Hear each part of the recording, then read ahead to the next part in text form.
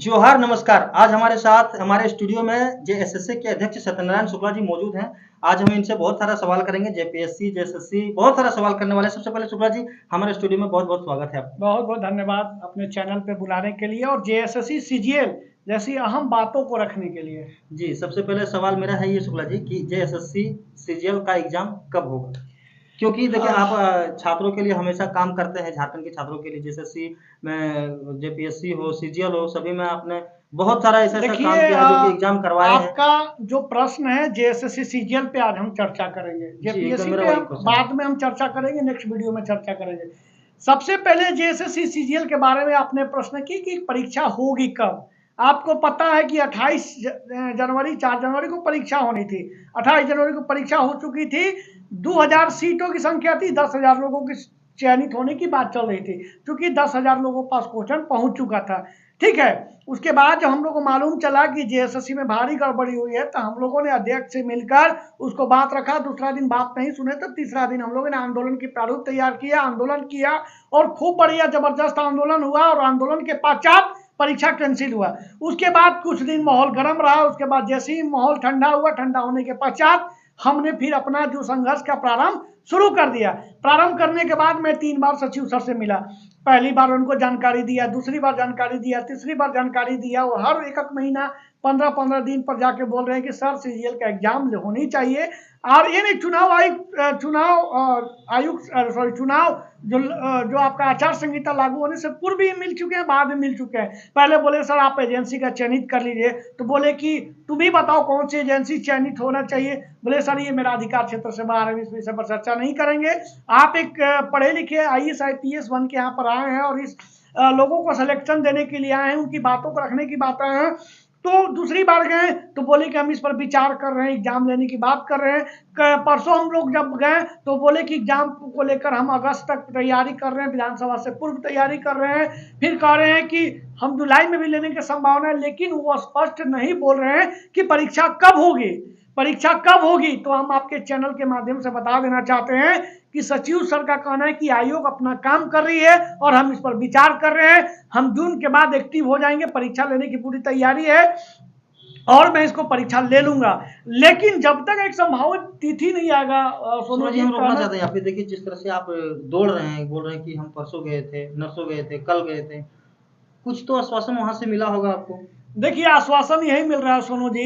मैं छात्रों का दुख दर्द लेके मैं हमेशा पलामू से आता जाता हूँ, दूसरों के यहाँ रह के जिस प्रकार मैं संघर्ष करता हूँ अलग विषय है। उनका यही कहना है कि हम किसी तरीका से टाल मटोल करते रहे।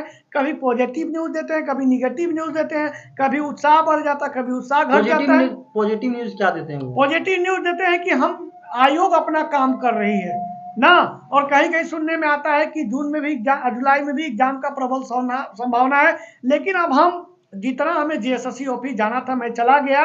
जेएसएससी ऑफिस जाने के पश्चात अब हम यहाँ के मुख्यमंत्री से मिलेंगे। सर मुख्यमंत्री से भी 2 बार मिल चुके हैं, लेकिन इस बार जो मिलेंगे ना, इस बार जो मिलेंगे पहले का शुक्ला वाला स्टाइल में नहीं, नीलांबर पीतांबर धरती पुत्र वाला स्टाइल में। अगर हमारे भगवान नीलांबर पीतांबर फांसी चढ़ सकते हैं तो शुक्ला को सबसे कोई डर नहीं है। मैं वो धरती पुत्र हूं, इसीलिए मैं आप सहने वाला नहीं हो। जिस प्रकार अंबा प्रसाद गाना गा के मधुर वाणी से लोगों को प्रभावित किया है, उसी प्रकार अंबा प्रसाद जी से मैंने बात किया है और उनसे आश्वस्त किया है कि अगर आप हमारी बातों को मांगों को पूरा नहीं किए तो छात्र में इतना आक्रोश है कि आप झारखंड के बच्चों को संभाल नहीं सकते हैं। तो उनका कहना यही है, जो ये अंबा प्रसाद जी है उनका कहना है कि बहुत जल्द आपको मुख्यमंत्री से मिलाएंगे। तो हम सहने वाले नहीं है, बर्दाश्त करने वाले नहीं है, चाहे हम भूखे क्यों नहीं मर जाएं, चाहे हमारी सरकार हमें क्यों नहीं बलिदानी ले ले। लेकिन मैं सीजीएल एग्जाम कराने के लिए एकदम तत्पर हूं। मतलब आपका कहना है कि हम अंबा प्रसाद से बात किए, मिल करके क्या बोले कि बात किए, आश्वासन दिए, वो फोन पर बात किए कि बहुत जल्द मुख्यमंत्री से मिलाएंगे। इसके पूर्व मुख्यमंत्री से मिल चुके हैं। जिस प्रकार कल्पना सोरेन जी जाके मंच पर बड़े बड़े भाषण दे रही हैं कि हमारी पूर्व के जो मुख्यमंत्री हैं ये काम किए, वो काम किए, वो काम किए, तो आज उन्हीं के मुख से हम निकलवाएंगे कि सीजीएल एग्जाम कब होगा। तो मैं बकसने वाला नहीं हूं सोनू जी, मेरे अंदर जो भी ऊर्जा बचा है मैं लगा दूंगा और मैं आश्वस्त कर रहा हूं कि परीक्षा भी आपको जुलाई में करवाऊंगा, ज्वाइनिंग भी हम सितंबर के लास्ट मंथ में और सितंबर के अंतिम सप्ताह में कराने के लिए संकल्प लेता हूं। ये मैं आपको आश्वस्त कर रहा हूं। इसके लिए मुझे जो ताकत लगाना है मैं लगाऊंगा। सोनू जी, जेएसएससी के अध्यक्ष महोदय जी ने आपसे क्या बोले? आप मिलने गए थे तो क्या आश्वासन वहां पे देखिए, दिया? सबसे बड़ी दुख की बात है कि जेएसएससी अध्यक्ष जो है मिलते नहीं है। मैंने सचिव सर से मिला।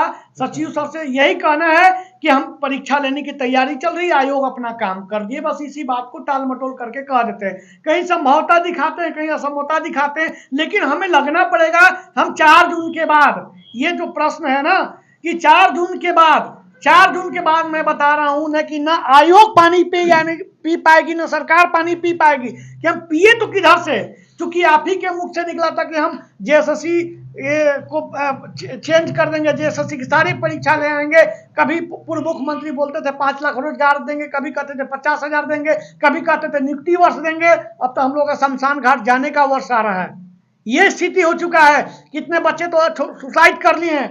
तो देखिए, मैं स्पष्ट कर रहा हूं कि 4 जून के बाद, 4 जून से पहले मैं जो लिखित प्रक्रिया होती, जो मौखिक प्रक्रिया होती, मैं सभी से मिल ले रहा हूं। लेकिन 4 जून के बाद मैं एकदम निश्चिंत होकर लगूंगा और बड़े स्तर पे लगूंगा। जी शुक्ला जी, जिस तरह से आप भी जानते हैं कि झारखंड में जो इलेक्शन होता है वो सही टाइम पे हो जाता है, एग्जाम भी लगभग सही टाइम पे हो जाता है, लेकिन एग्जाम होता है तो लीक हो जाता है। जिस तरह से अभी मामला आ रहा है जेएसएससी जेपीएससी को लेकर के, इस पर आप क्या कहना चाहेंगे?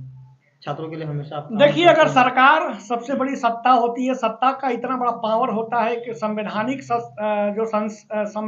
जो शक्ति होती है सरकार की और आयोग की मंशा सही रहे तो परीक्षा समय पर हो जाएगी। ये और समय पर हो जाएगी और फेयर भी होगी।